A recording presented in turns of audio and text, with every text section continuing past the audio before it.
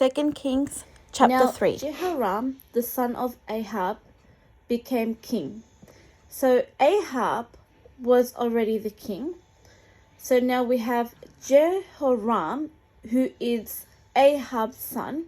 He became king over Israel at Samaria in the 18th year of Jehoshaphat, king of Judah, and reigned 12 years. And he did evil in the sight of the Lord, but not like his father and mother, for he put away the sacred pillar of Baal that his father had made. Nevertheless, he persisted in the sins of Jeroboam, the son of Nebat, who made Israel sin. He did not depart from them. Now Mesha, king of Moab, was a sheep breeder, and he regularly paid the king of Israel 100,000 lambs and wool of 100,000 rams. But it happened when Ahab died that the king of Moab rebelled against the king of Israel. So King Jehoram went out of Samaria at that time and mustered all Israel. Then he went and said to Jehoshaphat, king of Judah, saying, "The king of Moab has rebelled against me. Will you go with me to fight against Moab?" And he said, "I will go up. I am as you are, my people as your people, my horses as your horses." Then he said, "Which way shall we go up?" And he answered, "By the way of the wilderness of Edom." So King of Israel went with the king of Judah and the king of Edom, and they marched on that roundabout route 7 days. And there was no water for the army, nor for the animals that followed them. And the king of Israel said, "Alas, for the Lord has called these 3 kings together to deliver them into the hand of Moab." But Jehoshaphat said, "Is there no prophet of the Lord here, that we may inquire of the Lord by him?" So one of the servants of the king of Israel answered and said, "Elisha the son of Shaphat is here, who poured water on the hands of Elijah." And Jehoshaphat said, "The word of the Lord is with him." So the king of Israel and Jehoshaphat and the king of Edom went down to him. Then Elisha said to the king of Israel, "What have I to do with you? Go to the prophets of your father and the prophets of your mother."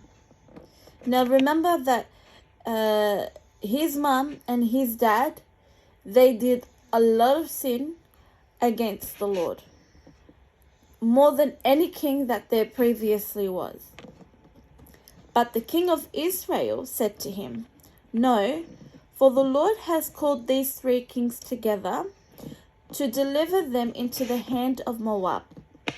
And Elisha said, "As the Lord of hosts live, before whom I stand, surely were it not that I regard the presence of Jehoshaphat, king of Judah, I would not look at you, nor see you. But now bring me a musician." Then it happened, when the musician played, that the hand of the Lord came upon him. And he said, "Thus says the Lord, make this valley full of ditches. For thus says the Lord, you shall not see wind, nor shall you see rain, yet that valley shall be filled with water, so that you, your cattle, and your animals may drink. And this is a simple matter in the sight of the Lord. He will also deliver the Moabites into your hand, and also you shall attack every fortified city and every choice city, and shall cut down every good tree and stop up every spring of water and ruin every good piece of land with stones.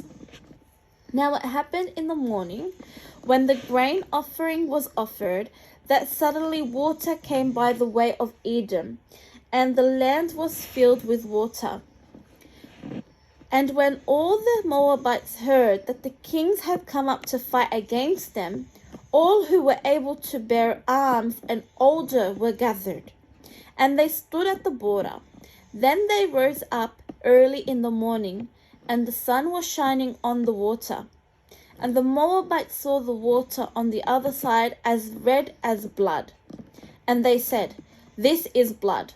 The kings have surely struck swords and have killed one another.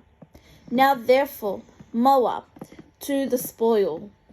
So when they came to the camp of Israel, Israel rose up and attacked the Moabites, so that they fled before them, and they entered their land, killing the Moabites. Then they destroyed the cities of each man, threw a stone on every good piece of land, and filled it. And they stopped up all the springs of water and cut down all the good trees. But they left the stones of Kir Karaseth intact. However, the slingers surrounded and attacked it. And when the king of Moab saw that the battle was too fierce for him, he took with him 700 men who drew swords, to break through to the king of Edom, that they could not. Then he took his eldest son, who would have reigned in his place, and offered him as a burnt offering. So the king of Moab took his own son and offered him as a burnt offering upon the wall. And there was a great indignation against Israel. So they departed from him and returned to their own land.